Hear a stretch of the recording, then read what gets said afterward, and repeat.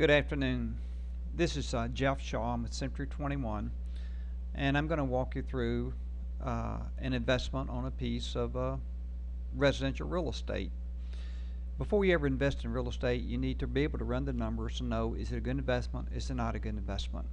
You can get typically a good investment property for about 110,000. Down payment is going to be 20%. Closing costs around 3%. Let's assume that you have about $600 in miscellaneous repairs to make. Maybe a refrigerator, maybe painting, but some other repairs to make to get the property ready for your first tenant. Loan amount would be $88,000. Let's do a 30-year mortgage.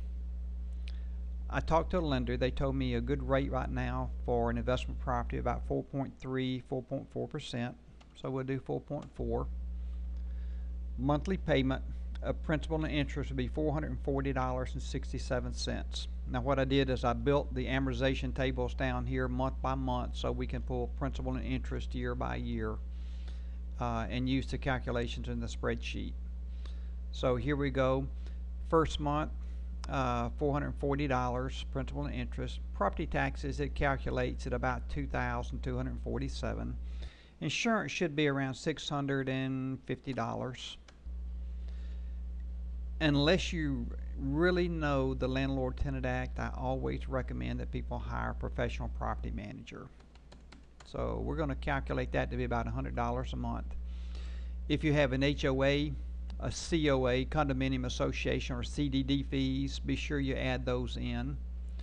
This house would rent for about $11.95 a month. That's going to give you cash flow before taxes of $412.89.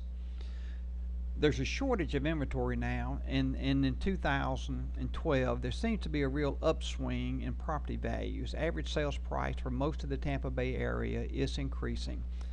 But let's be a little conservative. Let's put just a 2% appreciation rate. That's going to give you a first year increase in net worth of about $7,200, $7,100. Percent growth on investment about 28%.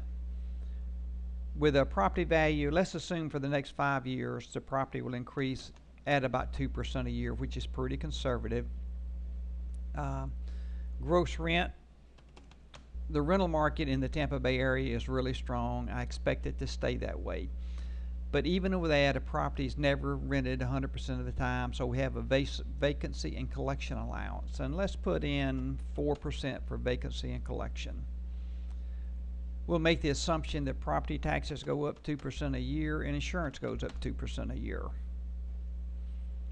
Taxable income, the first year, $4,032.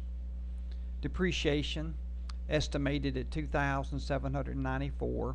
And your principal payment for the first year is $1,445. So if you have taxable income of $4,032, you add the depreciation back because it's a non-cash expense.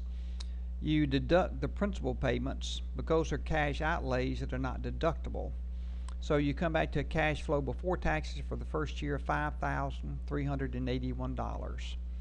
What it is, I assumed at the end of the 5th year that we would sell the property. The net proceeds from the sale are $111,000. The mortgage payoff is $80,097. So at the end of the 5th year, $37,913 for that year. That will give you an internal rate of return over the 5-year period of approximately 25%. That's really a good investment if you can compare that to a CD or money market or anything else that you've got out there. But what you always want to do is you always want to analyze an investment before you make it.